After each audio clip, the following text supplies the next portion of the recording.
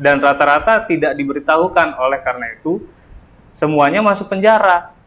Dia marah kalau WNI kita di luar negeri dihukum mati, tapi kalau ada eksekusi di sini banyak juga yang masih dukung gitu. Masih ada orang-orang yang dipidana karena kasus narkotika tapi bisa mengendalikan narkotika dari dalam penjara begitu ya. Ada tuh. Mau ngapain lagi mempertahankan sesuatu yang nggak beradab gitu.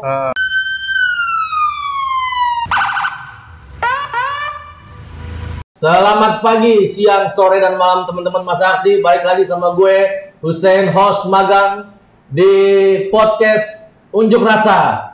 Selalu tayang di channel Imparsial, walaupun pemerintahan ganti, walaupun Prabowo jadi presiden, kita tetap live. Bukan live. Kita tetap tayang di YouTube channel Imparsial. Hari ini gue nggak sendiri. Hari ini ada host cabutan yang teman-teman sering kali lihat di podcastnya Hamburger. Gue kedatangan temen gue, Jess. Halo, gue Jess, dan anjir ini nama podcastnya Unjuk Rasa, ini menarik banget bro. Benar. Karena di sini dimana kita bisa mengunjukkan semua rasa. Kadang-kadang unjuk rasa itu kan terdengar sangat serem ya. Oh iya. Padahal unjuk rasa itu bagian dari romantika kehidupan sehari-hari. Benar. Dimana lo bisa menunjukin rasa lo, rasa sayang lo, dan segala macam kepada siapapun yang lo sayang. Betul. Rasa marah lo kepada siapapun yang lo marah. Karena itu bagian dari kebebasan berekspresi. Jadi kalau lo pacaran dan lo menunjukkan rasa sayang lo pada pacar lo sedang melakukan unjuk rasa sebetulnya. Betul. Jadi unjuk rasa bukan hanya yang turun ke jalan, tapi di meja ini kita bisa menunjukkan rasa kita, apa yang sebetulnya menjadi unek-unek kita dan apa yang jadi kritik kita. Hari ini kita main apa, Jess? Justru pertanyaan gua adalah rasa apa yang hari ini kita sajikan di atas meja saya. Kebetulan dalam waktu dekat ini peringatan Hari Anti Hukuman Mati Internasional. Tanggal 10 Oktober, Hari Anti Hukuman Internasional. Hari ini kita udah kedatangan teman-teman yang akan ikut ngobrol sama kita, Jess. Teman ngobrol kita ya. Betul. Ada siapa aja, saya? Satu ada kawan kita dari LBH Masyarakat, ada Udin. Iya, halo teman-teman. LBH Masyarakat itu yang suka ngebelain korban narkotika itu kan? Betul. LBH yang udah nyari tahu sebelumnya ya. Udah bang. Ya, gua Udin biasa dipanggil, tapi nama panjang gua Awaludin, jadi masih relate lah di situ ya. Jadi gua staf penanganan kasus di LBH Masyarakat. LBH Masyarakat sendiri, untuk teman-teman yang nggak tahu, itu punya 5 fokus isu. Yang pertama itu narkotika, yang kedua itu hukuman mati, yang ketiga itu HIV. Iya, yang keempat itu LGBT, dan yang kelima itu kesehatan mental. Kesemua isu ini berkesinambungan satu sama lain dan bisa jadi masuknya itu dari narkotika itu. Nanti dulu, jangan langsung di dalam dulu. Satu lagi siapa, Jess? Kawan kita? Mbak Yuni dari Kabar Bumi. Apa tuh Mbak Kabar Bumi, Mbak? Oke, makasih udah ngundang gue ya. Ini gue mau mengunjuk perasaan sedih, marah gue nih kalau ngomongin buruh migran sama hukuman mati ya. Kebetulan gue dari Kabar Bumi, gue relawan di Kabar Bumi. Kabar Bumi ini kepanjangan dari Keluarga Besar Buruh Migran Indonesia. Jadi ini organisasi akar rumput yang anggotanya terdiri dari buruh migran, purna buruh migran atau mantan pekerja migran, dan juga anggota keluarganya. Nah, Kabar Bumi ini kerja-kerjanya meliputi satu kerja-kerja pengorganisasian untuk purna migran dan pekerja migran dan keluarganya, lalu juga ada kerja advokasi juga karena kami juga menerima pengaduan kasus dan mendampingi korban. Lalu kita juga terlibat dalam advokasi kebijakan, terutama yang terkait dengan kebijakan-kebijakan yang berhubungan langsung dengan pekerja migran. Mbak, pertanyaan sederhana, buruh migran tuh apa sih? Ini kan buat teman-teman yang mengawang-awang gitu ya.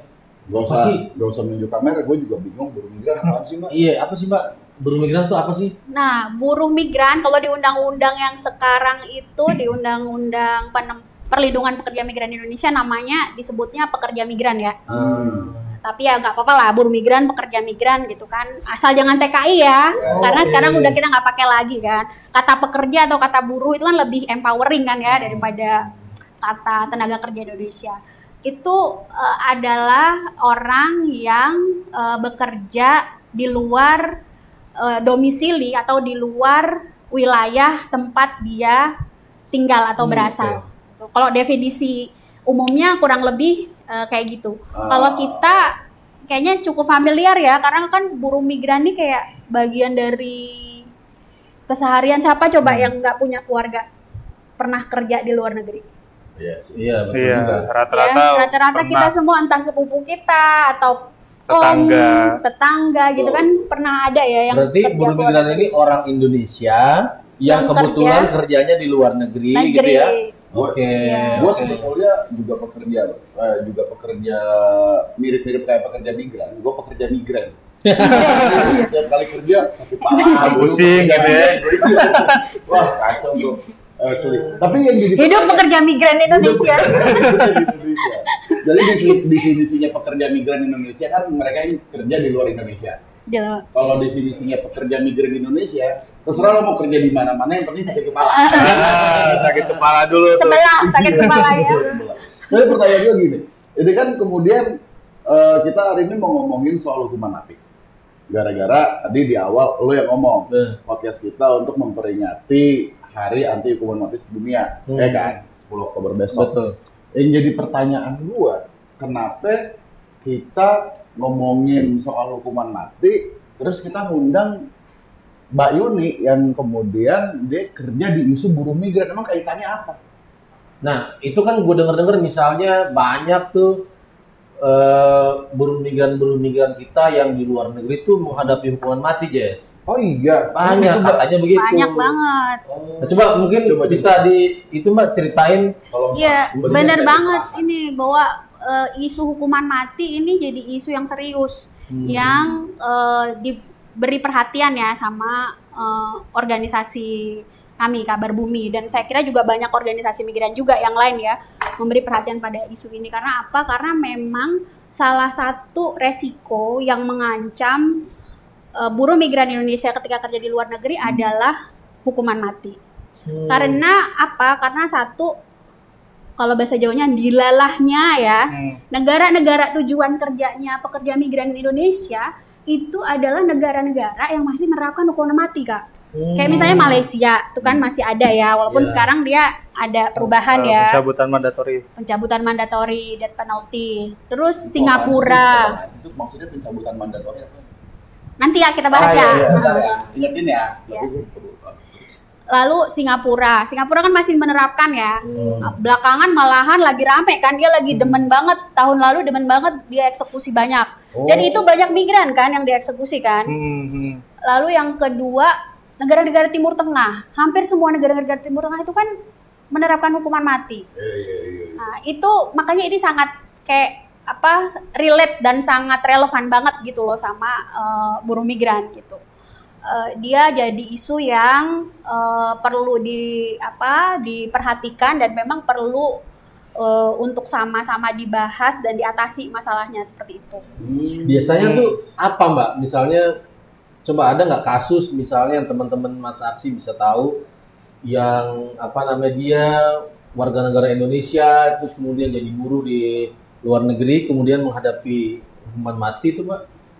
Ya kalau kita ngerujuk ke datanya pemerintah ya, karena soal data ini agak-agak tricky. Biasanya kalau buruh migran udah ketangkep lalu kemudian melalui proses hukum gitu kan, itu pemerintah tahu belakangan tuh biasanya, sayangnya. Itu juga salah satu resiko kenapa susah untuk mengadvokasi, karena proses hukumnya udah belakangan baru kemudian didampingi sama misalnya kuasa hukum yang bagus gitu. Karena di awal itu nggak ada notifikasi ke perwakilan RI dan sebagainya gitu. Nah itu ada 165 saat ini ya, itu data terakhir dari Kementerian 165 pekerja migran Indonesia di luar negeri, dan 29 diantaranya adalah perempuan yang saat ini terancam pidana mati. Oh, ini yang hari ini lagi menghadapi? Yes, per Mei ya, bisa jadi udah nambah lagi tuh. Per Mei itu dari kurun waktu kapan tuh Mbak? Per Mei 2024. Dari kurun waktu kapan? Dari kurun waktu yang Dulu-dulu yang tak terbatas ya. Oh, oke. Dari kurun waktu sejak ini didata. Oke. Karena sebelum 2011 itu nggak ada data loh berapa jumlah WNI yang paling banyaknya kebetulan itu adalah PMI yang kena hukuman mati. Ini 165 kasus yang hari ini tadi datanya Mbak Yuni sebut, itu belum termasuk yang memang sudah dieksekusi mati? Bukan. Belum termasuk. Belum. Itu yang masih ongoing, yang berhadapan dengan pidana mati. Yang paling banyak di Malaysia. Paling banyak di Malaysia. Di Malaysia. Ada 150-an. Wow, 15-nya scattered, maksudnya di mana-mana tuh ya? Iya, di 150-nya di Malaysia. Uni Emirat Arab, Arab Saudi, lalu kemudian ada di Vietnam, lalu ada satu lagi di mana gitu ya. Itu dia tersebar dan paling banyak adalah kasusnya penyelundupan narkotika. Itu pemerintah tahu nggak sih sebetulnya bahwa jumlahnya banyak begitu dan apa sebabnya dan apa yang pemerintah sudah lakukan tuh Mbak? Nah, pemerintah jelas tahu ya karena data ini data dari pemerintah gitu kan. Tapi pemerintah punya data ini juga belum lama ya. Baru ingat nggak tahun 2011 waktu ada eksekusi mati buruh migran perempuan namanya Ruyati di Arab Saudi, zaman presidennya SBY waktu itu. Terus kita heboh banget, SBY abis pidato di ILO bilang wah perlindungan pekerja migran gitu kan sebagai economic heroes gitu kan. Tiba-tiba sebulan kemudian ada yang dieksekusi mati di Pancung di Arab Saudi. Nah, itu waktu itu jadi momentum pemerintah kayak rapi-rapi gitu loh, karena sebelumnya nggak tahu sebenarnya berapa orang sih di Arab Saudi yang diancam hukuman mati, berapa ratus orang sih yang di Malaysia. Oh ternyata ada loh WNI kita di Cina yang kena hukuman mati, yang itu ternyata adalah pekerja migran yang kerjanya dari Hong Kong, Malaysia terus ke sana gitu. Tadi gue notice Mbak, gue menggarisbawahi bahwa kalau kata Mbak Yuni kasusnya mostly adalah soal kasus penyelundupan narkotika. Nah, gue pengen geser ke Udin yang memang LBH masyarakat fokusnya di narkotika. Salah satu fokusnya di narkotika. Gue sebagai orang awam ya, maksud gue secara pribadi sih gue gimana ya ngomongnya? Ini sorry ya. Iya. Ngapain sih lo bela-belain orang yang kena kasus narkotika, maksud gue, atau lo ngebelain orang-orang yang jualan narkotika, itu kan emang bawa dampak buruk ke masyarakat. Terus gue nggak ego deh. Terus pura-pura. Nino. Itu tuh yang pertama. Terus yang kedua, ya wajar-wajar aja gak sih kalau orang yang bawa kasus nyelundupin narkotika, jualan narkoba, segala macam dihukum mati, kan memang merusak masa depan generasi muda, bla bla bla gitu. Iya, merusak Bang ya. Merusak ini abang taunya dari mana gitu, merusak gitu kan? Karena kan biasanya orang kata pemerintah kan merusak. Iya, kata pemerintah, tapi pemerintah nggak tahu datanya dari mana tuh. Nah, kemudian kita harus cek lebih lanjut tuh data dapat dari mana tuh merusak tuh. Karena kita tahu bahwa narkotika itu kan nggak ada korbannya tuh. Korbannya bisa jadi diri sendiri. Jadi kalau misalkan pemeriksaannya menyatakan dia menimbulkan banyak korban, siapa korbannya? Begitu. Bisa jadi orang yang orang yang ditangkap karena narkotika dia sendiri yang korbannya. Masa korban kemudian dipidana, kan begitu. Nah, saya juga baru tahu juga nih ternyata yang di luar negeri pun urusannya kebanyakan juga sama kasus-kasus narkotika begitu. Jadi kan antara di luar negeri, di Indonesia kan sama gitu. Kemudian kenapa sih kita dampingi begitu kan Bang? Kenapa terus kemudian LBHM fokus di dalam isu narkotika? Ya karena itu banyak terjadi pelanggaran-pelanggaran lah Bang. Ketika orang yang terlibat dalam kasus narkotika, contohnya nih Bang ya, dari segi pengguna dulu nih ya, dari segi pengguna. Misalkan orang yang ditangkap kemudian dia tes urinnya positif gitu Bang ya, dan barang buktinya di bawah pemakaian sehari gitu. Misalkan kalau misalkan sabu misalkan di bawah 0,5 begitu. Nah, itu kan orang harus orang yang ditangkap itu kan harus mendapatkan akses pemulihan di tempat rehabilitasi. Tapi rata-rata mereka tidak tahu tuh. Dan informasi itu tidak terinformasi dengan baik oleh polisi. Nah, bukannya itu ada di undang-undang ya, Bang? Ada, tapi kan nggak semua rata-rata orang yang ditangkap itu kan nggak tahu. Nah, kayak gitu. Nah, kemudian nih. Dan bisa nggak tahu, Bang?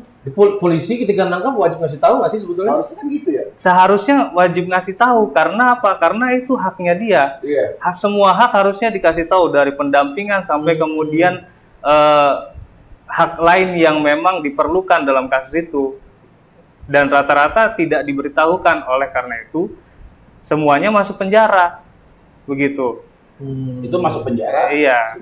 Gara-gara sebelumnya pas dibawa muter-muter naik mobil nggak bisa ngasih duit. Bisa jadi. Bisa jadi itu. Nah, terus kenapa kemudian juga kita nangani kasus hukuman mati gitu ya? Gini ya, Bang. Kalau Abang masih ingat nih ya, kalau Abang masih ingat di tahun 2016 itu ya, kan ada eksekusi mati tuh atas perintah Joko Widodo tuh. Setelah dia menggaungkan war on drugs, terus kan ada dia mengatakan juga tembak mati di tempat, terus ada juga dia mengatakan bahwa tidak akan menerima grasi terpidana mati kasus narkotika, dan kemudian untuk menunjukkan kekuatan si Jokowi ini dia memerintahkan untuk melakukan eksekusi mati. Satu dari klien kami, Bang, ada dua dari klien kami ada yang dieksekusi mati. Satu diantaranya adalah korban penjebakan, Bang. Namanya Humphrey Ejik. Dijebak? Iya, Gimana, Jefferson. Bang? Nah, jadi kasusnya itu gini, Bang. Jadi Humphrey ini orang Nigeria, orang Afrika lah gitu. Nah, dia punya temen yang nggak suka sama dia. Oke. Iya, tapi temennya ini ada di penjara. Makan, Bang. Iya, silakan, Bang. Temennya ini ada di penjara, Bang. Nah, temennya ini udah di penjara duluan, kemudian koordinasi dengan pihak kepolisian supaya bisa menangkap Humphrey. Begitu. Nah, kemudian ditangkap, diproses, terus kemudian Humphrey juga mendapatkan penyiksaan di situ, Bang. Mendapatkan rasisme juga di situ. Pada saat pemeriksaan di pengadilan.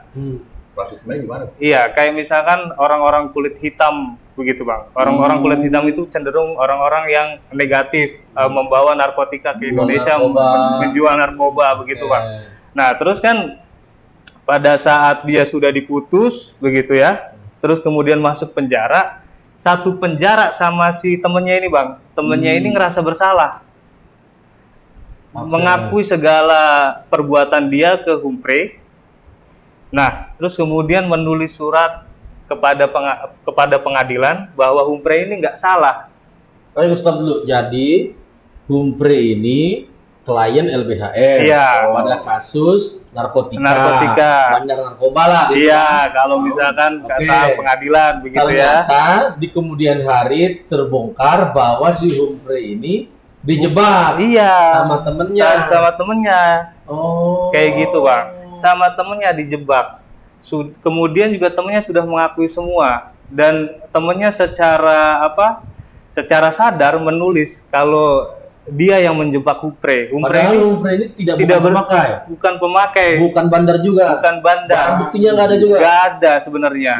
Jadi barang bukti itu memang disediakan oleh pihak yang menangkap ini, dalam tanda kutip bisa jadi polisi. Rekayasa dong. Iya, itulah, Bang, namanya juga penjebakan, Bang. Pasti ada rekayasanya begitu. Nah, terus kita dampingin dia dan kita minta PK. Oke, peninjauan kembali. Iya, salah satunya adalah ada bukti baru nih. Kalau misalkan Humphrey ini dijebak, ada orangnya, jelas dan mengakui. Iya, dan mengakui. Begitu, Bang. Tapi tidak dipertimbangkan dengan seksama tuh, Bang, sama pengadilan. Tetap diputus mati. Nah, kayak dan gitu. Dieksekusi, ya? Iya, dan dieksekusi akhirnya. Padahal iya, bisa Abang bayangin lah kalau misalkan proses hukumnya dari awal sudah salah, kemudian masih tetap tidak dipertimbangkan hal-hal yang baru, begitu Bang ya. Jadi apakah kemudian efektif hukuman mati ini Bang? Coba Abang bayangkan sendiri nih ya. Jadi yang gue bayangkan adalah sistem hukumnya cacat, tapi kemudian vonisnya sesuatu yang nggak bisa diubah. Betul. Iya. Ya lo abis ditembak, Betul. emang kalau kemudian terbukti, oh ternyata dia nggak salah nih, bisa dihidupin lagi. Nah iya. Nggak bisa. Mungkin gitu. sekali nyangkanya bisa tuh dibangkitin lagi pakai hukum. Nah kayak gitu. Kalau kayak gini siapa yang bertanggung jawab Bang? Begitu. Betul. Negara harusnya bertanggung jawab, tapi gimana cara bertanggung jawabannya kan? Kayak Betul, gitu. betul. Dia udah ditembak mati, sekarang dia mungkin ada di surga nih Bang. Dan negara kan yang bersalah di sini. Seharusnya gimana pertanggungjawabannya, kan nggak bisa dipertanggungjawabkan. Begitu. Kalau terus-terusan ada kasus-kasus seperti ini, berarti kan hukuman mati, Abang tahu sendiri, berarti kan nggak efektif sama sekali tuh. Ditambah lagi ada kasus-kasus lain, misalkan yang dihukum mati ini adalah orang-orang yang bukan bandar Bang. Jadi dia cuma kurir gitu ya. Dia cuma kurir yang mana cuma disuruh nih, bisa jadi dia nggak tahu berapa jumlah yang dia harus antarkan, begitu. Atau bahkan dia juga nggak tahu bahwa yang dia bawa adalah narkoba. Nah bisa jadi kasus Oke. itu juga pernah terjadi tuh Bang. Kita juga pernah tanganin kasus itu, dan ada pemaksaan juga di situ. Jadi Pemaksaan. kemudian hal-hal yang seperti itu Bang, itu efektif nggak sih? Kemudian orang-orang itu diputus mati gitu Iya, dan meninggal gitu. itu kan satu kasus kan. Ya kasus lain mungkin saja bisa jadi kan ini efektif. Kan kata pemerintah ini Iya. hukuman mati ini efektif untuk menurunkan angka pengguna narkotika. Ya, untuk Nah, ini seru nih. menimbulkan Iya. Efek jerah. Iya, ini efek jerah dari mana Bang?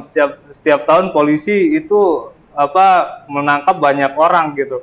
Kemarin tahun 2023 data dari polisi itu ada sekitar 53 ribuan tuh Bang, orang-orang yang ditetapkan sebagai tersangka atas kasus narkotika. Berarti kan secara langsung nih nanti dia akan mendekam di penjara begitu Bang.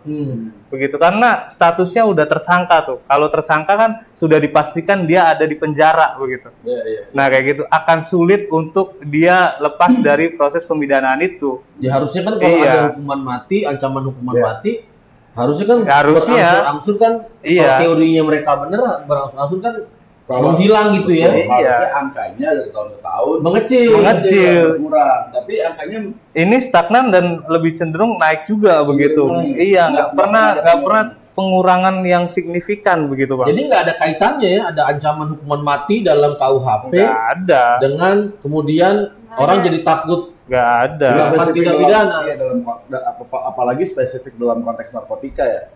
Iya kan? Iya, nggak Mungkin ada. nyambung ya. Nggak ada orang. Ingat 2015-2016 kan itu eksekusi besar-besaran ya. Iya. Ada tiga Iya. dua gelombang itu kan eksekusi. Dua gelombang. Dua gelombang. Mestinya kalau dengan kerangka tadi itu ya, kerangka bahwa ntar orang jerak, ini lebih aman nih, peredaran narkotikanya jadi lebih sedikit gitu kan. Tapi data BNN bahkan 1 tahun setelah 2016 itu naik aja. Maksudnya ini bunuh-bunuh orang tuh terus apa gitu maknanya sama ininya gitu kan. Nah, terus kan Manfaatnya.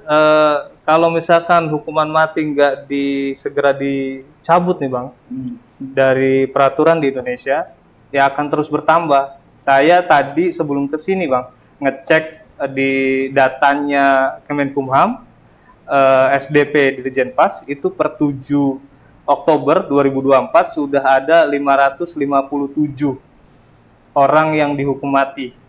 557 557 Yang udah orang yang diputus hukuman mati. Iya, Di Indonesia. di Indonesia.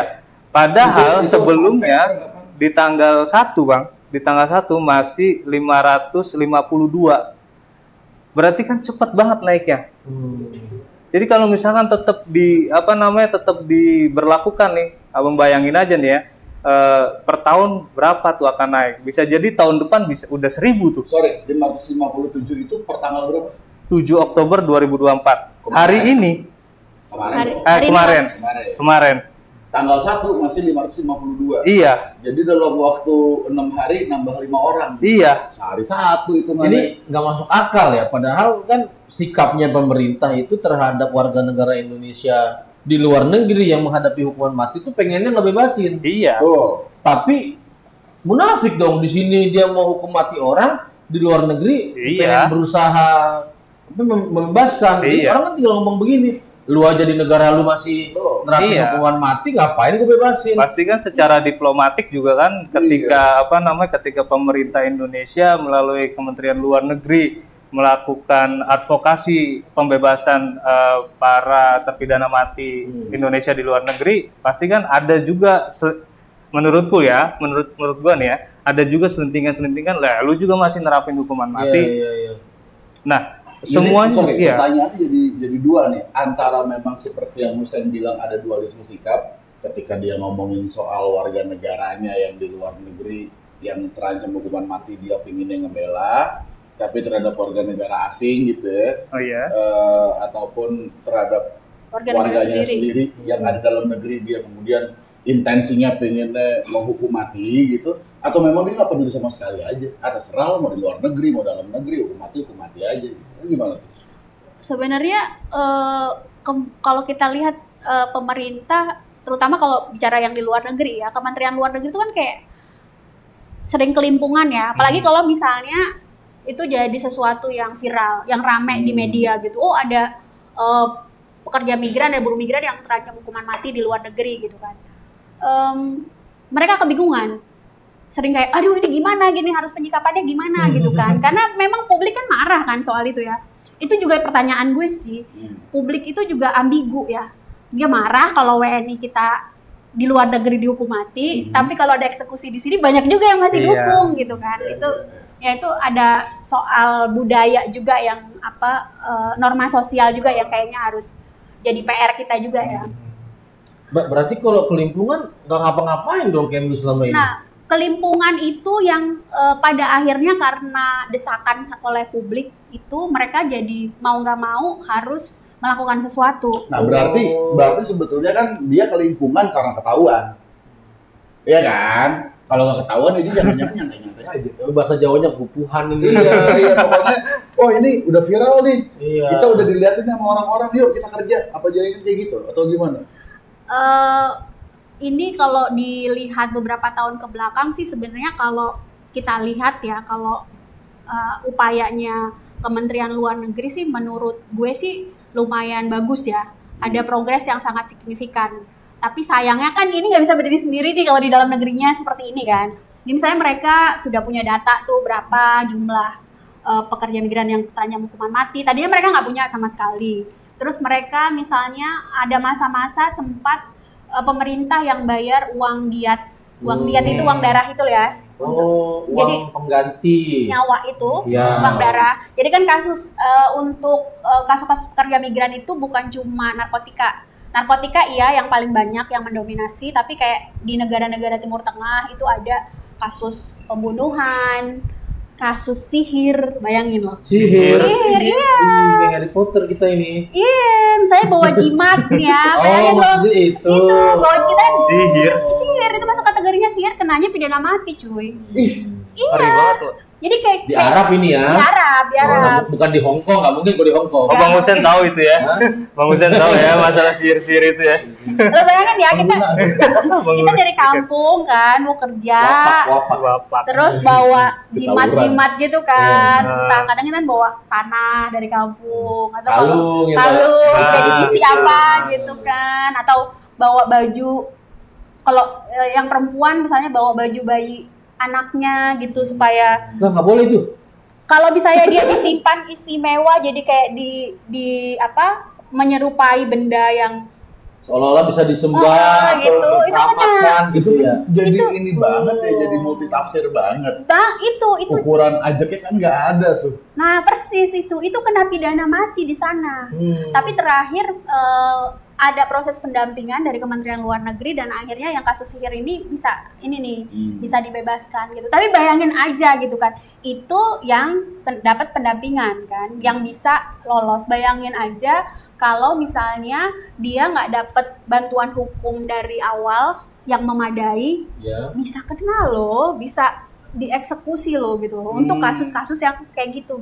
Yang mungkin kalau dalam ini kita kan budaya kita biasa lah ya, kita bawa tanah dari kampung, bawa potongan rambut mak kita atau bapak kita gitu kan supaya kita betah gitu kan ketika ngerantau gitu kan. Di sana itu jadi pidana yang serius gitu. Nah, menjawab pertanyaan lu Sin, sebenarnya udah banyak progres yang dilakukan sama Kementerian Luar Negeri, termasuk terakhir mereka bikin panduan pendampingan WNI yang terancam pidana mati di luar negeri.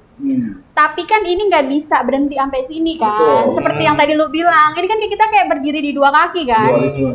Yang kayak lu mati-matian belain di sana, tapi yang di dalam negerinya masih menerapkan, padahal kasus-kasusnya kalau lihat tadi yang disampaikan sama Kaudin mirip-mirip Kak sama kasus-kasus narkotika yang dialami sama pekerja migran di luar negeri.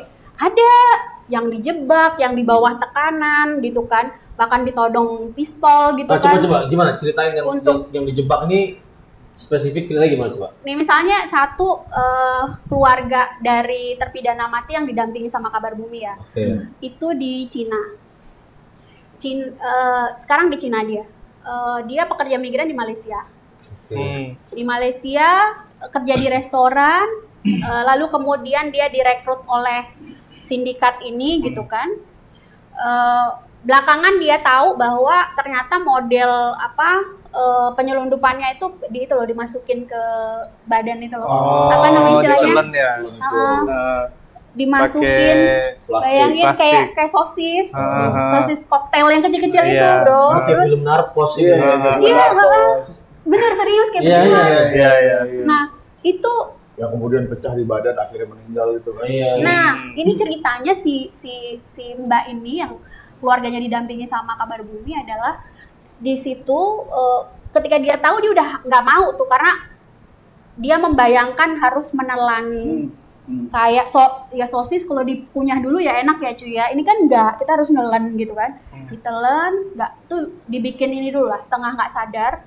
Jadi setengah mabok kalau ceritanya, lalu kemudian ditutup matanya. Mantap. Thank you Bang. Makasih ya Kak. Masih Bang Udin. Ini sama Udin juga. Kan ada persatuan Udin sedunia. Waduh. Berdua rankernya ya? Jangan nih nanti. Lanjut Mbak. Nah terus dimasukin. Itu dibayangin caranya itu apa? Matanya ditutup, baru dipaksa dibikin setengah mabok dan dipaksa untuk nelen itu. Iya. Lalu kemudian banyak.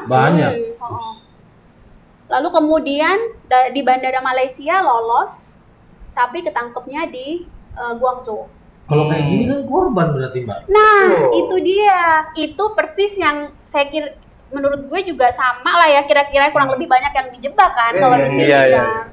Nah di sana seperti itu gitu loh, ditangkep, lalu kemudian nggak ada notifikasi sama perwakilan atau kedutaan besar Indonesia di sana, ya udah,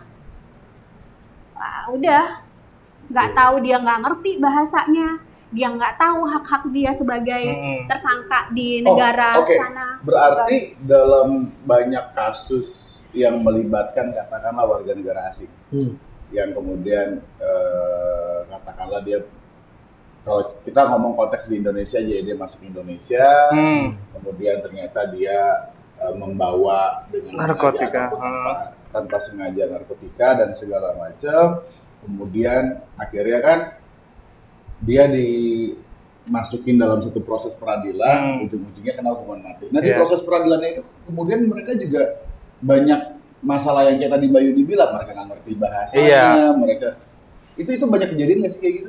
Banyak kejadian sebenarnya, tapi sebelumnya mau nambahin juga kalau misalnya di Indonesia kita juga pernah nanganin tuh Bang, yang kayak gitu, yang narkotikanya itu ditelan begitu.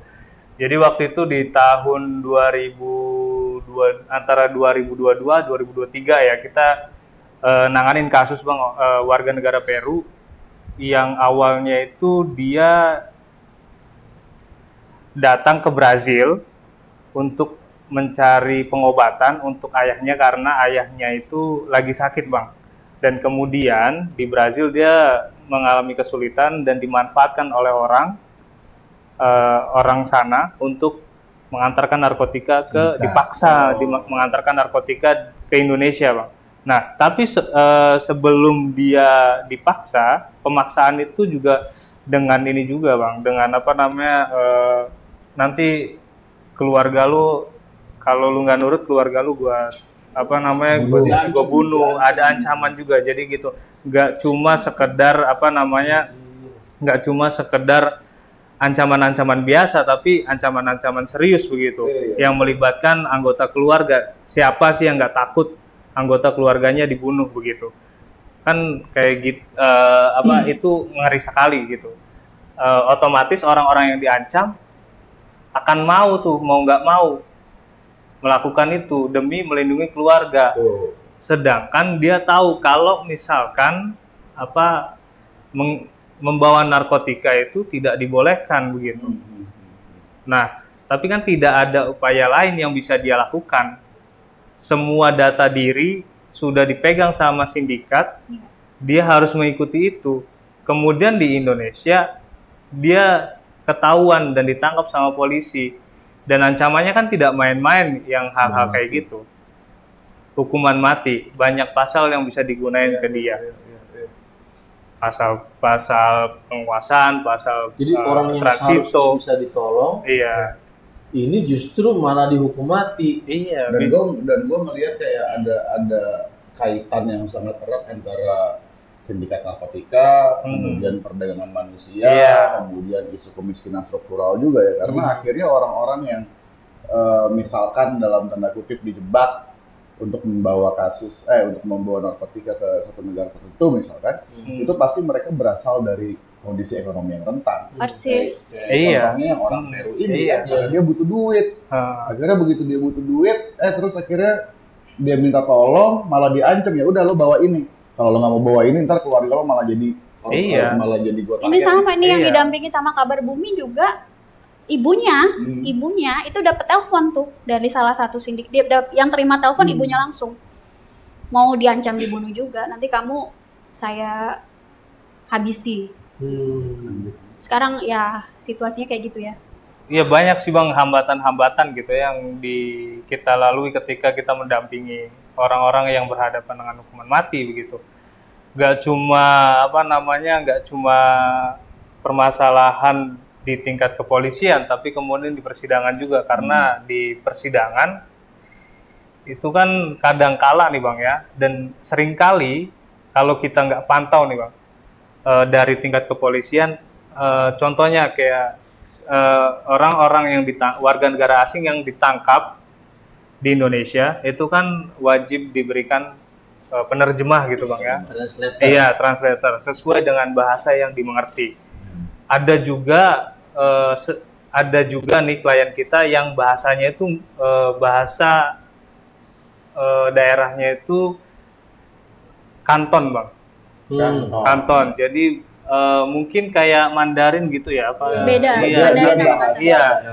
Iya. Kanton itu di Hong Kong. Iya, mungkin ya. Kanton ini mungkin kayak bahasa Jawanya. Kanton di Hong Kong, Mandarin di daratan Cina. Iya, dan itu dia nggak ngerti itu selain bahasa itu. Mandarin nggak ngerti, bahasa Inggris nggak bisa. Nah, nggak ngerti itu. Sedangkan di Indonesia susah banget nyari penerjemah yang bisa bahasa Kanton. Kalau lawyer yang mendampingi itu nggak sungguh-sungguh mendampingi, bisa jadi apa yang ada aja, penerjemah yang ada aja, yang masalah dia ngerti nggak ngerti mah urusan belakang. Yang penting secara prosedural. Kayak gitu. Kayak Mary Jane lah ya waktu itu ya. Soalnya klien kita begitu, Bang. Klien kita kebetulan kita menangani kasus hukuman mati, mendampingi kasus hukuman mati, rata-rata itu sudah memiliki keputusan berkekuatan hukum tetap gitu. Kayak misalkan dia nih udah diputus nih, udah menjalani rangkaian persidangan dari tingkat pertama, banding sampai kasasi begitu. Nah, di kasasi itu kan udah selesai tuh Nah, baru kita dampingin. Nah, pada saat kita asesmen, kita wawancarai dia tuh dikasih penerjemah yang bahasa Mandarin.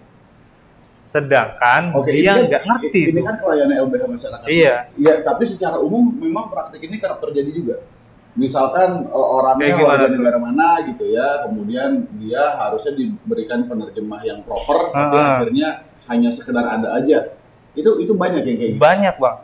Nah, sekarang gimana cara proses pengambilan kesaksian dan apapun di pengadilan nih kalau kemudian secara bahasa dia nggak ngerti? Itu dia, makanya banyak banget peradilan sesat kayaknya ya. Iya, dalam konteks banyak, ini ya, bagaimana? Gue jadi kepikiran gini, bagaimana kita bisa memberikan hukuman, itu namanya hukuman mati sebagai satu hukuman kalau orang-orang yang kemudian memutuskan bahwa seseorang itu harus dihukum itu bobrok. Betul. Dia nggak memberikan hak, orang nggak ngerti bahasa Indonesia, dipaksa sidangkan dalam bahasa Indonesia. Nah, iya. Nah, itu kan mustahil, Jess. Akan terbuka siapa sebetulnya pelaku, apakah dia ditekan atau tidak. Gitu. Kayak tadi Mbak Yuni udah mulai masuk tuh soal dia nyebut satu kasus Mary Jane. Itu gimana, Pak? Mary Jane kan kurang lebih sama waktu Sama. pas di awal proses pengadilan tingkat pertamanya kan penerjemahnya itu ini anak mahasiswa lagi kuliah bahasa Inggris. Ya, Emang gitu? Iya, dan itu bukan dan itu dengan pengacaranya yang tadi ya yang asal-asalan gitu kan. Nah, soal penerjemahan ini kan kemudian di challenge ya. Waktu pas PK dihadirkan tuh kesaksian baru bahwa memang ada pelanggaran itu tadi peradilan fair trialnya. Salah satunya adalah penyediaan penerjemah yang memadai gitu kan, yang kompeten dan memadai. Itu dihadirkan dan memang dia ngaku pada saat itu bahwa dia waktu itu penerjemahnya adalah mahasiswa yang lagi kuliah bahasa Inggris gitu, yang dihadirkan aja ujuk-ujuk gitu oleh pengacaranya untuk mendampingi, untuk menerjemahkan Mary Jane. Mary Jane-nya bahasa Indonesia kagak bisa, bahasa Inggris Pas-pasan. pas-pasan Iya doang. kan? Gitu Pas-pasan kan. Dia kan mother language bahasa ibunya bahasa kan Tagalog. Tagalog, Iya. gitu. Dan itu itu terjadi gitu. Dan ini menurut kalau kita baca tuh Komnas Perempuan punya penelitian, punya pemantauan bagus tuh soal itu ya. Bagaimana soal bahasa ini itu juga jadi masalah untuk banyak perempuan pekerja migran yang terancam hukuman mati di luar negeri. Misalnya kayak yang di Arab say lah ya, bahasa sehari-hari itu bahasa Arab gitu. Tapi lu bayangin ya, misalnya ada kasus yang sudah dieksekusi, Tuti Tursilawati, dia korban kekerasan seksual, majikannya bayangin lo, majikannya tuh udah setengah lumpuh, udah tua, tapi tiap hari maksa dia narik tangannya, udah di kursi roda gitu, narik tangannya untuk megang kemaluannya coba, untuk pelecehan seksual begitu. Yang itu kemudian terakumulasi, dia udah kesel ya, di kursi roda dari lantai atas didorong lah itu majikannya. 3 hari kemudian masuk ICU, 3 hari kemudian meninggal. Dia kabur di jalan, jadi korban gang rape. Ditangkap polisi, dia nggak begitu paham sebenarnya tuntutan untuk dia, yang dituntut ke dia itu apa gitu kan. Itu juga soal bahasa, karena dari proses pertama ketika penyelidikan itu nggak ada disediain penerjemahan yang memadai dan nggak ada notifikasi ke perwakilan. Jadi perwakilan kita taunya udah kayak level udah tinggal minta ampunan itu loh. Ada apa sih dengan notifikasi ini? Kenapa negara-negara itu tidak memberikan notifikasi ke Indonesia, Mbak? Nah, Di awal ini juga menurut gue sih masalah eksternal ya yang jadi tantangan kita ya. Nggak semua negara-negara itu mau mengikuti ketentuan internasional soal itu. Nggak ngasih notifikasi. Kayak yang di Cina yang didampingi sama Kabar Bumi, itu juga kan nggak tahu kan. Nggak ada tuh notifikasi ke kedutaan. Tapi emang Cina tertutup kan kalau nggak salah? Cina ya tertutup. Di Arab Saudi bahkan orang eksekusi aja nggak kasih notifikasi loh cuy, bayangin kan? Iya. Bayangin, tahu-tahu udah dieksekusi, udah gitu kan? Oh, ini warga negara lo udah kita pancung nih gitu kan? Wow. Tapi bisa nggak sih sebetulnya Indonesia tuh protes gitu loh? Kan ini betapapun warga negara Indonesia. Harusnya Dan ini soal hukumannya hukuman mati, nggak main-main. Ya akhirnya kalau gua ngebayangin jadi negara-negara ini, begitu misalkan katakanlah Indonesia protes gitu ya, warga negara gua lu hukum gitu ya, mau lo hukum mati tapi lo nggak ngasih notifikasi gua pengen dong warga negara gua dibebasin. Balik lagi ke tadi yang lo bilang, lo minta gua bebasin warga negara lo dari hukuman mati, sementara lo aja masih memberikan hukuman mati, bos. Udah, kita ini sama lah. Kita ini sama lah. Iya kan? Suka bunuh kita orang. Ini sama lah, suka bunuh orang. Gitu. Kita ini sama lah suka ngambil duit buat ngebunuh orang. Jadi iya nggak sih? Jadi begini nggak betul? Kalau mau warga negara Indonesia itu nggak dihukum mati, di sini juga jangan hukum mati orang dong. Harusnya begitu ya? Iya, harusnya. Nah, langkah ke sana ada nggak sih Din sekarang, Din? Kalau kan KUHP ini baru kan ya. Di KUHP yang baru gimana buat teman-teman Mas Aksi kan beberapa pasti ada yang belum baca nih, ada apa enggak di KUHP baru? Ada nggak di KUHP baru tuh? Iya, kalau di KUHP baru sekarang nih ya, yang gue lihat nih, lebih sedikit maju lah, karena ada perubahan-perubahan yang dilakukan oleh pemerintah Indonesia. Salah satu perubahannya itu yang pertama, kalau di KUHP yang lama yang sekarang masih berlaku nih, KUHP kan belum berlaku, yang baru gitu, yang kemarin tahun 2023 disahkan, itu kan belum jadi yang berlaku. Iya, berlaku 2026. Itu kan yang lama pidana mati sebagai pidana pokok, hukuman mati sebagai pidana pokok. Yang baru itu sebagai pidana alternatif tuh, hukuman mati. Iya. Nah, jadi kalau misalkan sekarang pidana mati ketika hakim mau memutus hukuman mati ke katakanlah terdakwa kasus narkotika gitu, harus dibarengi dengan percobaan 10 tahun gitu. Jadi nggak bisa langsung hakim mengetok dia apanya nih? Percobaan pidananya. Ini di KUHP yang baru. Iya, ini di KUHP yang baru. Jadi itu kayak satu paket gitu ya, Kak ya? Percobaan itu dia di situ di undang-undang yang baru, dia nih mendapatkan masa percobaan untuk melakukan pidana, menjalankan pidana selama 10 tahun. Iya, menjalankan hukuman selama 10 tahun supaya dia ini dalam tanda kutip dia sadar nggak sih selama 10 tahun itu bertobat,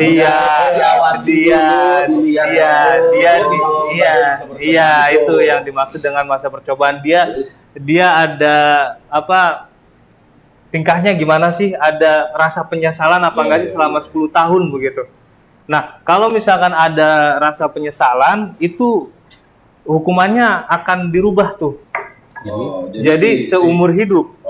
Nah, jadi dia nggak akan dihukum mati lagi. Tapi kalau misalkan selama 10 tahun masa percobaan dia di penjara, itu tidak berubah, dia malah, kalau sekarang kan kita sering dengar di berita gitu, masih ada orang-orang yang dipidana karena kasus narkotika tapi bisa mengendalikan narkotika dari dalam penjara begitu ya.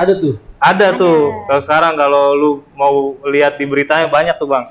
Nah, kalau misalkan dalam masa 10 tahun itu dia masih bisa ngontrol, masih tidak ada rasa penyesalan, rasa ingin berubah, itikat baik dia ingin berubah, ya dia tidak akan mendapatkan perubahan hukuman ke pidana seumur hidup, tapi tetap pidana mati. Nah, itu berarti kan ada proses penilaian ya, iya, assessment, iya, gitu ya.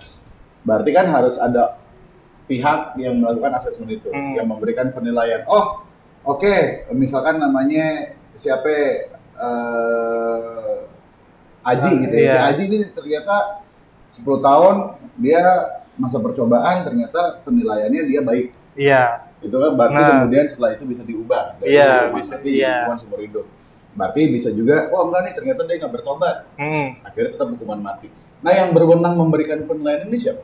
Nah, kalau misalkan yang berwenang memberikan penilaian harusnya sih itu Kemenkumham. Karena ketika orang di penjara itu kewenangannya Kemenkumham melalui Direktorat Jenderal Pemasyarakatan tuh. Nah, kayak gitu.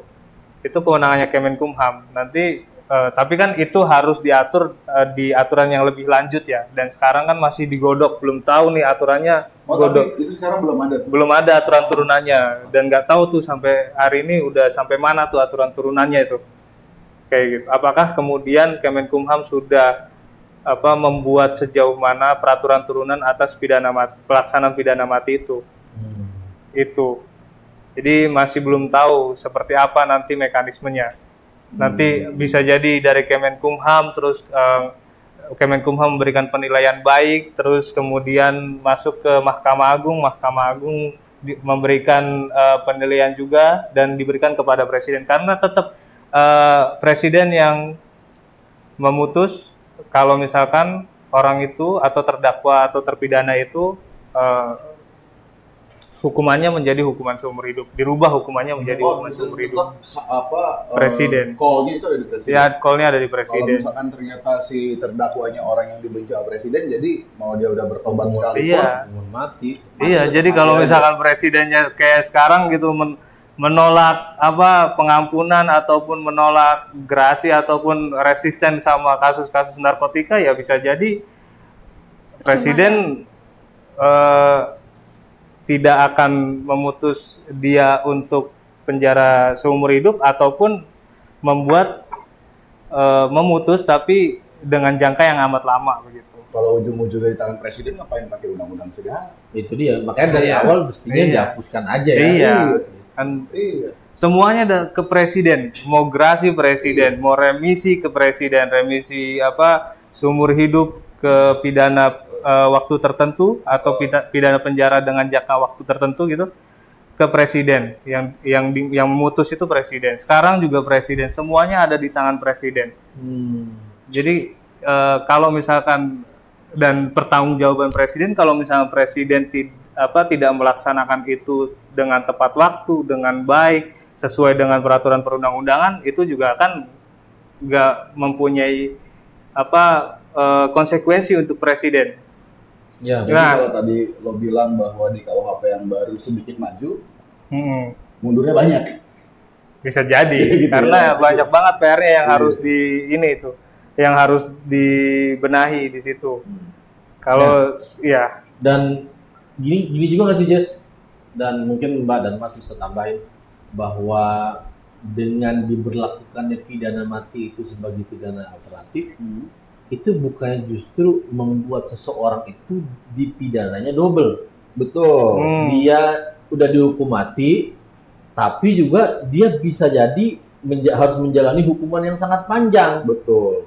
Selama dia menunggu di eksekusi mati itu. Karena kan selama dia katakanlah dalam proses 10 tahun dia dikenakan masa percobaan itu kan dia digelayuti oleh perasaan cemas ya. Cemas. Ini gua akan bisa diubah nggak nih jadi dapat hukuman? Nggak nih? Dapat nggak ya? Itu kan sebetulnya sama mematikannya dengan hukuman mati itu sendiri kan.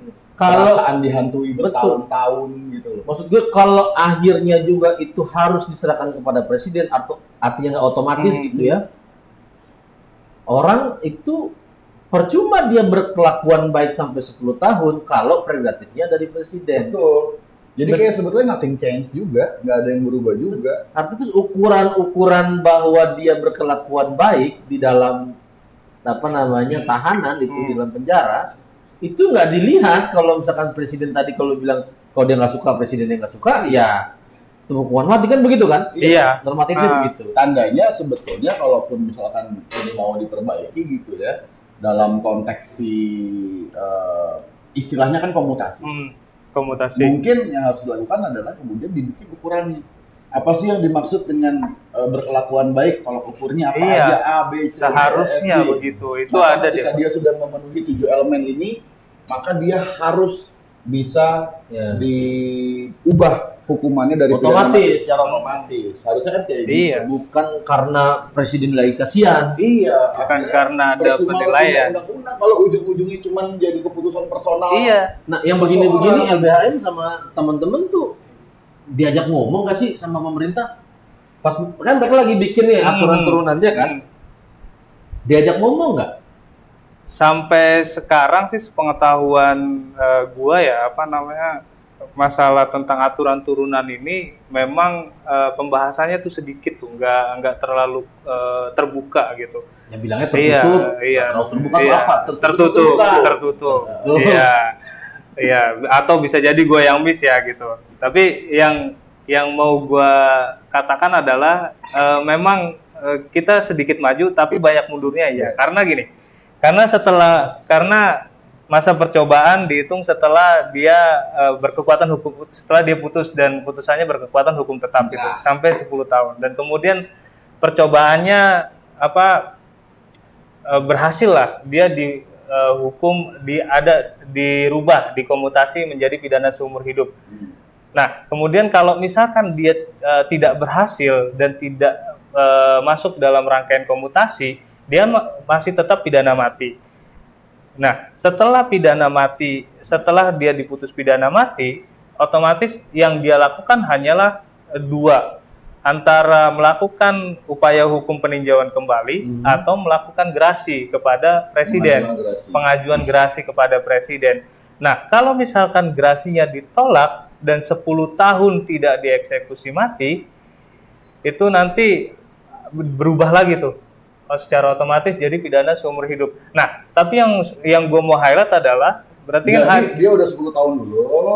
Nah, 10 tahun gerasinya ditolak 10 tahun baru berubah jadi. Tapi pengajuan gerasi kan nggak harus 10 tahun, mau kapan aja bisa kayak gitu. Nah, tapi setelah pengajuan gerasi ditolak 10 tahun nggak dieksekusi, dia dirubah tuh hukumannya jadi pidana seumur hidup.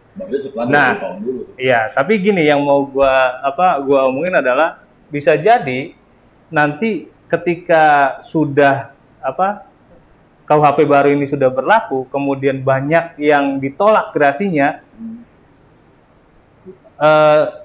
dalam jangka waktu sebelum 10 tahun, ada eksekusi besar-besaran tuh yang gue mau highlight di situ. Karena ngejar target gitu karena ngejar target.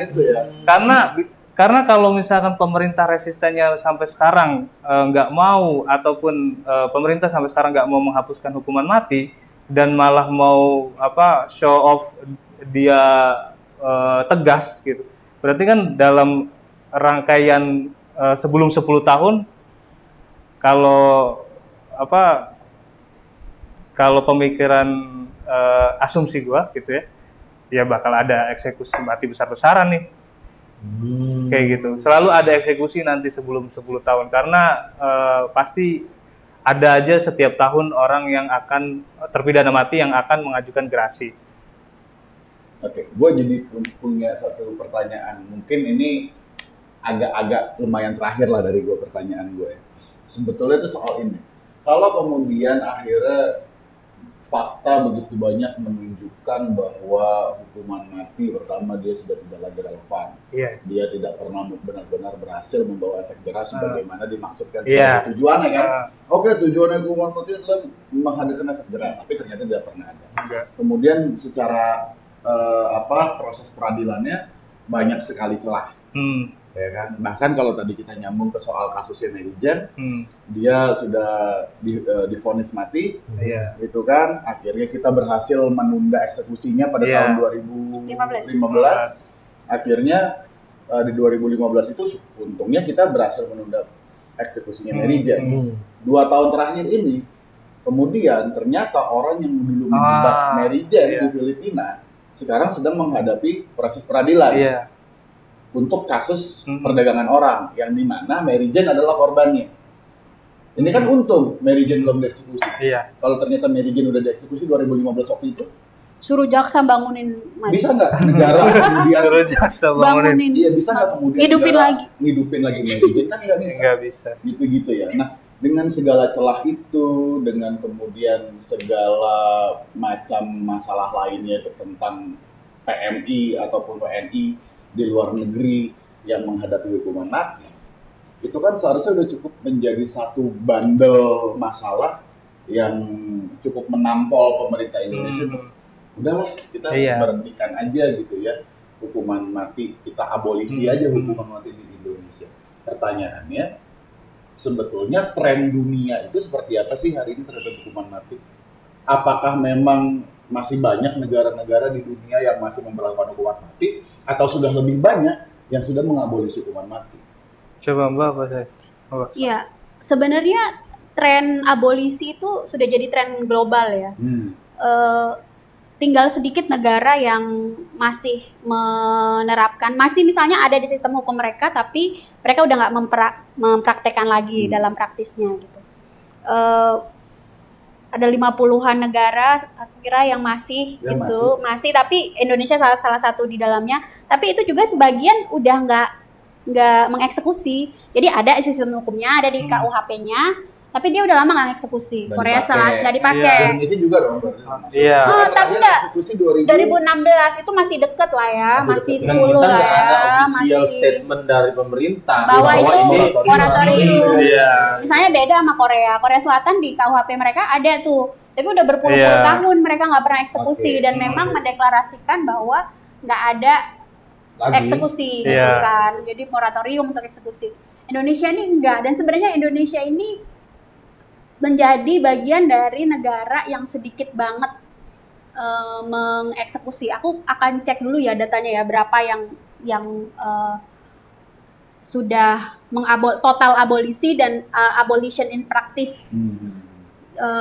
Sangat sedikit. Indonesia masih di dalamnya. Nah, yang menarik itu sebenarnya kalau kita bicara di kawasan kita ya, di ASEAN ini, kayak negara Malaysia tadi nih, kita bisa sebut tadi yang penghapusan mandatory sentence, death penalty sebagai hukuman. Bahkan mereka untuk mencapai ke sana, mereka tuh udah ada tahapan-tahapannya tuh.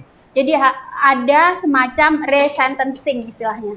Jadi mengkaji, mengakses putusan-putusan pengadilan yang mempidana mati, lalu kemudian melakukan upaya penghukuman ulang agar tidak lagi ada penghukuman mati. Itu tahapannya di situ tuh. Jadi nggak cuma bilang bahwa oke, kita menghapus pidana mati, mandatori, tuntutan pidana mati gitu kan. Nggak ada, bahkan untuk yang sudah diputus itu ada ininya, ada assessment. Jadi ada proses resentencing nanti gitu kan. Malaysia cuy, tetangga kita lah, deket-deket lah ya. Mestinya kan Indonesia, ya masa kita inilah ya, sebagai negara yang katanya serumpun leader demokrasi di ASEAN, ya nggak sih? Paling demokratis di Asia Tenggara. Di Asia Tenggara gitu kan, paling demokratis, paling menghormati HAM, paling rajin meratifikasi konvensi-konvensi HAM, dan berbagai perjanjian internasional yang terkait sama HAM gitu. Masa sih kita masih mempertahankan peninggalan zaman kolonial? Katanya si itu kan nggak mau ada bau-bau kolonial kan. Ini bukan cuma bau ini kan ini. Padahal dia lebih kolonial daripada kolonial. Kan bikin KUHP baru karena nggak mau pakai produk kolonial. Isinya mah sama aja. Lebih parah. Tapi itu lucu banget Bang. Lucu itu jadi itu trennya tuh nggak tahu kenapa sih, mau nunggu apa lagi gitu loh pemerintah ini untuk nggak ngikutin tren global gitu kan. Mau ngapain lagi mempertahankan sesuatu yang nggak beradab gitu loh. Itu barangkali 75 tahun yang lalu ya masih oke, ada pidana mati gitu kan. Sekarang apa sih, udah tadi Kak Jess bilang udah nggak bisa bikin efek jerah. Terus katanya ini bisa membuat rasa aman warga negara gitu kan, karena negara punya hukuman yang keras gitu kan. Enggak, kasus narkotika, peredaran narkotika masih gitu-gitu aja. Masih sama-sama aja, kita tetap merasa nggak aman. Orang-orang jumlahnya tadi banyak setiap tahun. Keluarga masih tetap was-was bahwa nanti anaknya kena narkotika gitu kan. Harusnya kalau ternyata hukuman mati mampu menjawab persoalan itu, sekarang kita udah ngerasa aman. Udah ngerasa aman. Datanya enggak ada. itu. Udah Jadi berapa memang yang negara lo ini, dibunuh Sen? untuk itu? Negara lu. Lalu ini memang negara bodoh dan pemalas gitu menurut gua. Terus Iya. kata gua mah, Pertama, kenapa gue bilang bodoh dan pemalas? Pertama, akhirnya kalau dari percakapan kita sepanjang 1 jam 5 menit terakhir ini, kenapa gue tahu karena ada waktunya di situ. Mati lagi sekarang. Jadi sepanjang 1 jam 5 menit terakhir ini, kita membahas tentang bagaimana akhirnya sistem hukum di dalam negara ini tidak mampu mengidentifikasi mana korban dan mana pelaku. Akhirnya yang dilakukan adalah terus-terusan menghukum korban. Itu ya. Kedua, kemudian yang juga menjadi problem adalah dia menjadi sangat pemalas karena dia ingin menghadirkan rasa aman dan dia ingin menghadirkan wajah yang tegas tanpa benar-benar melakukan asesmen. Apakah ini benar-benar bisa menghadirkan rasa aman? Akhirnya kan rasa aman yang mereka gaung-gaungkan itu cuma ada di ilusi mereka doang. Oke, kita menghukum mati bandar tembak narkotika bandar, dan segala tembak macam di tempat. supaya masyarakat terbebas dari narkotika. Wow, angkanya meningkat. Berarti kan mereka nggak ngelakuin evaluasi ataupun riset terhadap apa yang mereka lakukan sendiri. Kira-kira gitu. Jadi ya, dan ketiga munafik. Ketika di luar negeri dia pingin warga negaranya bebas, tapi di dalam negeri dia masih memberlakukan hukuman mati buat orang-orang ini. Waktu dikritik juga 2016 sama negara-negara tetangga kan marah juga kan Indonesia Lah, itu kedaulatan kita kan. Ini argumen. Iya. Kalau dari 2016 argumen itu sudah dipakai, 2022 pun argumen itu masih dipakai. Jadi bahkan kebaruan argumen pun nggak ada. Gitu maksudnya. Jess, ini kayaknya waktu juga ini menarik diskusi kita, tapi waktu juga yang akan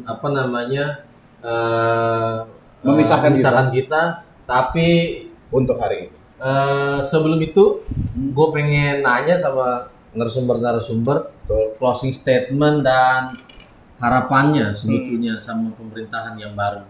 Silakan Bang Udin. Ya, kalau sepanjang tadi kita bicarakan hukuman mati ya, menurut gue nggak bakal ada habisnya pembicaraannya, mau dari kasus itu pertama kali muncul sampai kemudian dia di penjara, karena yang paling tidak terperhatikan adalah ketika terpidana mati ada di penjara.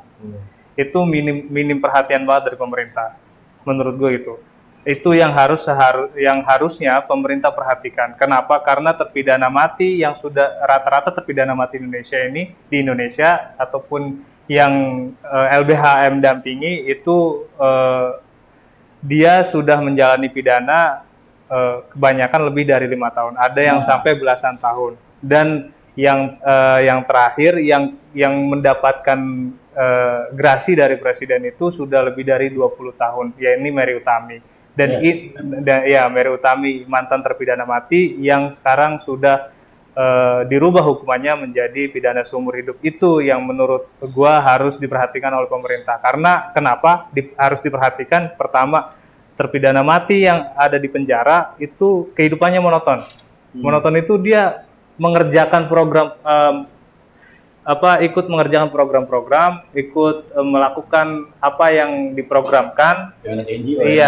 Iya. Dan itu program-program lapas kan monoton itu aja. Dan kemudian dia juga sering melihat keluar masuknya narapidana yang sudah bebas ataupun yang baru masuk ke situ. Itu juga kan bisa menurut gua itu menjadi tekanan buat dia. Yang kedua, mereka ini harap-harap cemas gitu. Harap-harap cemas ketika sewaktu-waktu pemerintah mengumumkan ada eksekusi mati gitu. Yang ketiga, mereka masih ada harapan besar, bukan masih sih, tapi memiliki harapan besar untuk bisa bebas dan memikirkan kapan mereka bebas. Karena mereka dalam ketidakpastian. Iya, karena kalau kita telisik juga berapa banyak terpidana mati yang mungkin sudah meninggal di tahanan. Terus kemudian berapa banyak terpidana mati yang memiliki yang mempunyai masalah kesehatan psikologis dan mental, itu juga yang tidak pernah diperhatikan tuh sama pemerintah. Dan kalaupun di pengalaman kita, kita sebagai pengacara yang harus aware sendiri tuh, bukan pemerintah. Malah kita yang notifikasi ke penjara-penjara kalau misalkan kita mau loh klien kita yang terpidana mati ini untuk diperiksa kondisi kesehatan mental dan psikologisnya. Kayak gitu. Jadi itu sih yang mau gua katakan sekarang di podcast ini, bahwasannya yang menjadi masalah bukan hanya proses dalam sistem proses peradilannya, tapi juga proses ketika dia sudah ada di penjara, dia sudah ada di lapas ataupun masih ada di rutan. Oke, thank you. Gitu. Thank you, Pak Udin. Oke, gue Sama sebelum itu gue lupa ada satu pertanyaan titipan dari Mas Aksi. Produser bisa ke bawain dikit itu? Bisa ke bawain dikit pertanyaan titipannya? Tadi gue lupa bacain. Ada, nah yang tadi atas udah dijawab. Nah ini menarik nih. Orang yang membunuh dan memperkosa atau berzina, berzina kan tuh ya? Emang nggak boleh dihukum mati, begitukah? Nah, nggak sekalian boleh. jawab itu, Mbak. Closing statement dan sekalian jawab itu. Oke. Dari Mel.Untari. Ya, gue jawab dulu ya. Ya. Pemerkosa atau yang zina tetap nggak boleh dihukum mati. Pertama, kenapa? Karena yakinlah, hukuman mati itu nggak akan bawa keadilan. Hukuman mati itu tidak akan mengambil atau mengembalikan martabat yang sudah direnggut, yang sudah diambil oleh pelaku dari korbannya. Korban itu nggak akan martabatnya kembali, nggak akan dignitinya kembali dengan dihukum matinya pelaku. Kalau kita balik ke tujuan dari penghukuman, kan bukan buat pembalasan ya. Penghukuman ini kan buat rehabilitasi. Penghukuman ini buat mengembalikan kembali tatanan sosial yang sudah hancur akibat dari tindak pidana yang dilakukan kan. Nah, pembunuhan, hukuman mati itu bukannya mau mengembalikan semangat itu, tapi justru malah menambah masalah lagi gitu kan. Keadilan itu nggak bisa dicapai dengan cara membunuh.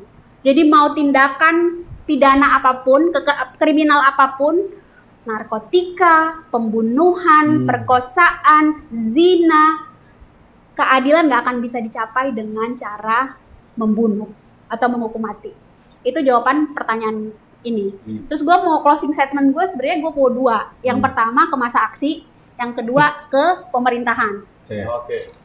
Ke masa aksi dulu. Teman-teman maksa aksi, tadi sudah gue bilang, yakin deh, hukuman mati itu nggak akan bisa bawa kita ke keadilan. Yakin.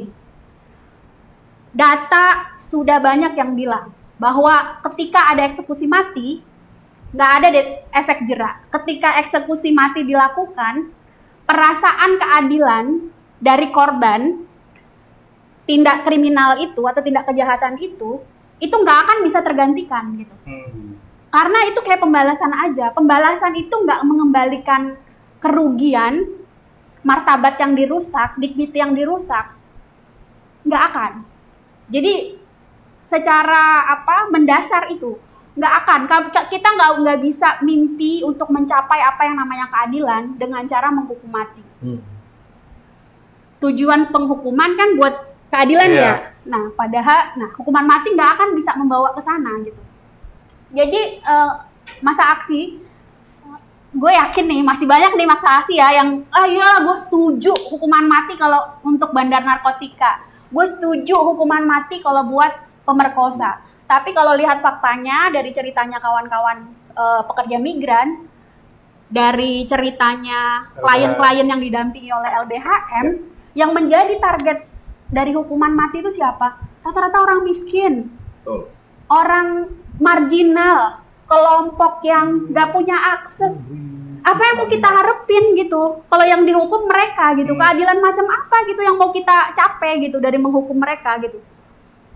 Makanya sekarang kita udah saatnya maju ke depan, udah kita tinggalin ini, kepercayaan dan anggapan-anggapan yang masih ada di kesadaran kita bahwa hukuman mati ini adalah jalan yang adil untuk mencapai keadilan, jalan yang tepat untuk mencapai kejeraan kepada pelaku sehingga kita semua merasa aman. Itu udah nggak terbukti. Itu sudah menjadi fosil-fosil peninggalan masa lalu yang mestinya udah kita tinggalin. Kita sekarang menuju masyarakat yang lebih beradab. Nah, kalau pesan gua kepada pemerintahan yang baru nih ya, Presiden baru nih, Pak Prabowo, kalau mau jadi kelihatan tegas, kagak perlu eksekusi mati, kagak perlu menghukum mati. Ketegasan itu, pemerintahan yang kuat, itu nggak diukur dengan cara menghukum dengan hukuman mati.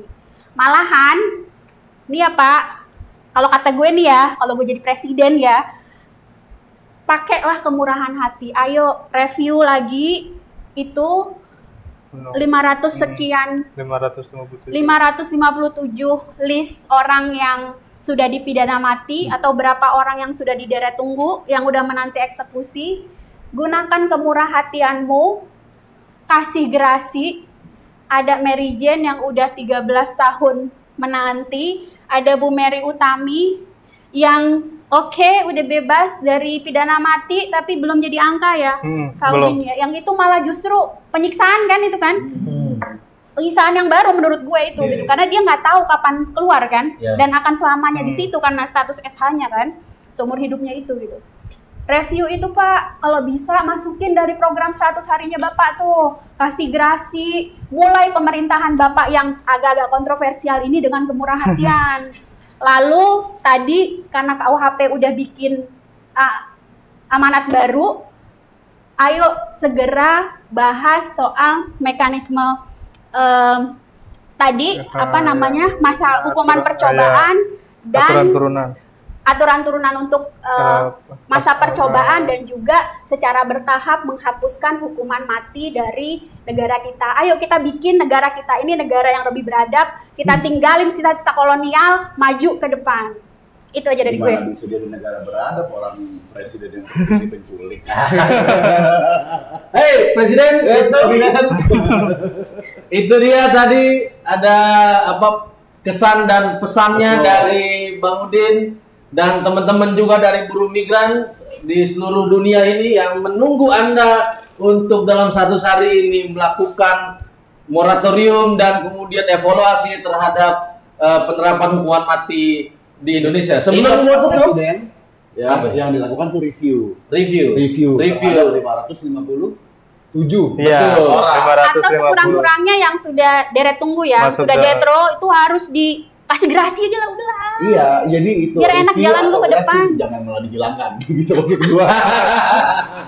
Oke, kita tutup. Sebelum gua tutup, tapi gue pengen promo teman-teman Mas Aksi, jangan lupa nonton mini dokumenter kita namanya Menanti Keadilan. Bisa dicek di sini nih. Di YouTube Imparsial. Itu ceritanya menarik soal seseorang bernama Zulfikar Ali yang dituduh yang dituduh sebagai bandar narkoba dan dia harus mati menunggu gerasi dari Presiden Jokowi yang sudah menjanjikan dia akan dibebaskan tapi tidak kunjung datang hingga dia meregang nyawanya di dalam penjara. Betul.